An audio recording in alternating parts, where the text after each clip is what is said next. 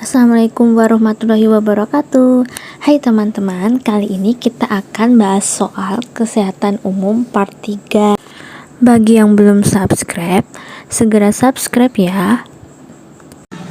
Baik, kita ke soal nomor 1. Sebelum melakukan tindakan baik medis dan non-medis, seseorang pasien wajib menandatangani A. Rekam medis, B. Informed consent, C. Beneficent, D. Non-malfeasance, atau E. Fidelity. Jawabannya adalah B. Informed consent.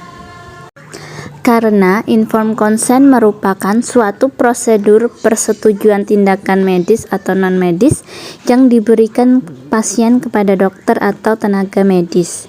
Selain itu, informed consent sendiri merupakan bentuk komunikasi antara pasien dan dokter atau tenaga medis dengan tujuan memberikan informasi mengenai prosedur dan atau pengobatan yang direncanakan, risiko tindakan dan manfaat tindakan serta prognosis penyakit dan alternatif terapi lainnya.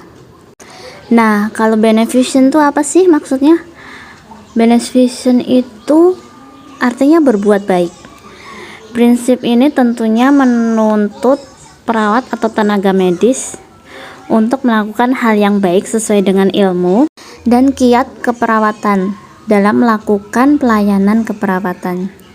Contohnya nih, seorang perawat menasehati klien dengan penyakit jantung tentang program latihan untuk memperbaiki kesehatan secara umum. Tetapi perawat menasehati untuk tidak dilakukan karena alasan resiko serangan jantung. Hal ini merupakan penerapan prinsip beneficent. Walaupun memperbaiki kesehatan secara umum adalah suatu kebaikan, namun menjaga resiko serangan jantung adalah prioritas kebaikan yang haruslah dilakukan. Nah, kalau non-malfeasant ini artinya tidak merugikan. Prinsip ini tuh berarti seseorang, contohnya perawat, dalam melakukan pelayanannya sesuai dengan ilmu dan kiat keperawatan dengan tidak menimbulkan bahaya atau cedera fisik dan psikologis pada pasien. Contoh, ketika ada pasien yang menyatakan kepada dokter secara tertulis menolak pemberian transfusi darah, dan ketika itu penyakit perdarahan, contohnya melena, membuat keadaan pasien semakin memburuk dan dokter harus menginstruksi pemberian transfusi darah. Akhirnya, transfusi darah tidak diberikan karena prinsip beneficent, walaupun pada situasi ini juga terjadi penyalahgunaan prinsip non-malfeasant. Nah, kalau fidelity ini artinya menepati janji. Contohnya, seorang perawat, tanggung jawab besar seorang perawat adalah meningkatkan kesehatan, mencegah penyakit, memulihkan kesehatan, dan meminimalkan penderitaan. Untuk mencapai itu, perawat harus memiliki komitmen menepati janji dan menghargai komitmennya kepada orang lain. Tuh. Jadi, beneficent, non-malfeasant, fidelity ini merupakan etika keperawatan. Nanti silakan kalian cari sendiri literasinya ya. Lanjut soal nomor 2. Berikut yang benar tentang aktivitas fisik adalah A. Dilakukan setiap Jumat minimal, minimal 1 jam ya untuk yang A. Kemudian B. Dilakukan setiap hari minimal 2 jam. C. Dilakukan setiap hari minimal 30 menit. D. Dilakukan setiap minggu pagi. Atau E. Dilakukan bersama-sama anggota keluarga. Jawabannya adalah C. Dilakukan setiap hari minimal 30 menit. Jadi, Menteri Kesehatan RI menganjurkan masyarakat melakukan aktivitas fisik atau selama minimal 30 menit setiap hari. Aktivitas fisik yang dilakukan diharapkan membuat masyarakat hidup sehat. Anjuran aktivitas fisik tersebut termaksud kegiatan dari program Germas atau Gerakan Masyarakat Hidup Sehat yang terus digalakkan pemerintah. Soal nomor 3. Stunting dapat diintervensi dengan gizi spesifik dan gizi negatif. Intervensi gizi spesifik merupakan intervensi yang ditujukan kepada anak dalam 1000 hari pertama kehidupan.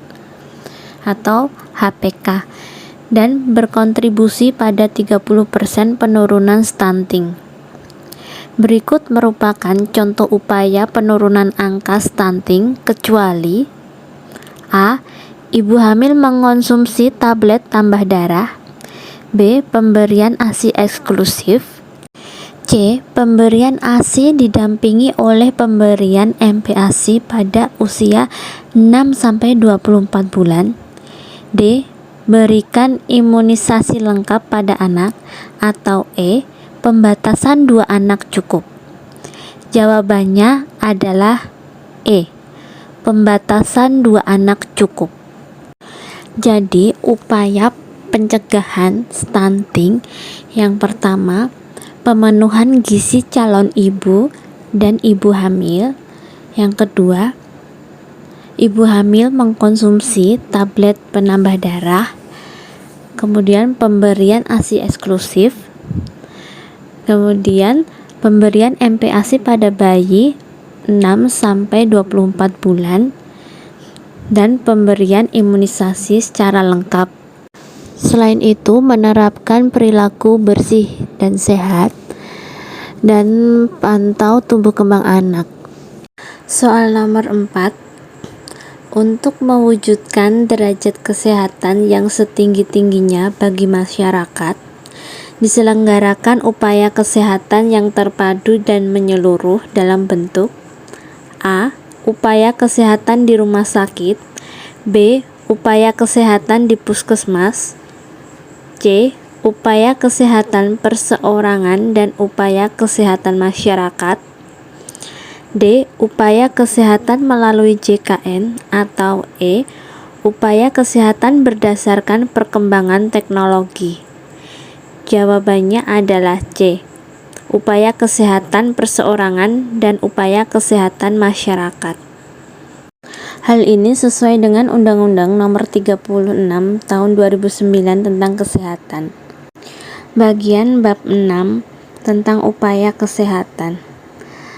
Pasal 46, untuk mewujudkan derajat kesehatan yang setinggi-tingginya bagi masyarakat, diselenggarakan upaya kesehatan yang terpadu dan menyeluruh dalam bentuk upaya kesehatan perseorangan atau UKP dan upaya kesehatan masyarakat atau yang biasa disingkat dengan UKM.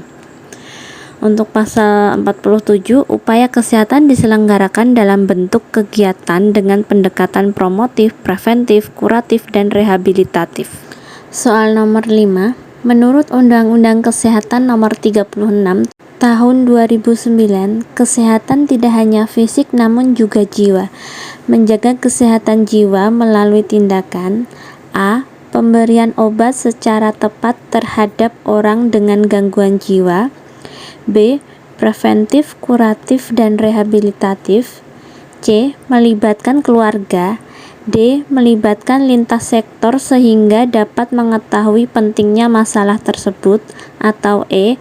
Meningkatkan peran puskesmas dalam menjaga kesehatan jiwa di wilayahnya. Jawabannya adalah B. Preventif, kuratif, dan rehabilitatif. Dalam Undang-Undang Kesehatan Nomor 36 Tahun 2009, Bab 9 tentang Kesehatan Jiwa, Pasal 144, Ayat 1, upaya kesehatan jiwa ditujukan untuk menjamin setiap orang dapat menikmati kehidupan kejiwaan yang sehat, bebas dari ketakutan, tekanan, dan gangguan lain yang dapat mengganggu kesehatan jiwa. Kemudian ayat 2, upaya kesehatan jiwa sebagaimana dimaksud pada ayat 1 terdapat atas preventif, promotif, kuratif, dan rehabilitatif pasien gangguan jiwa dan masalah psikososial.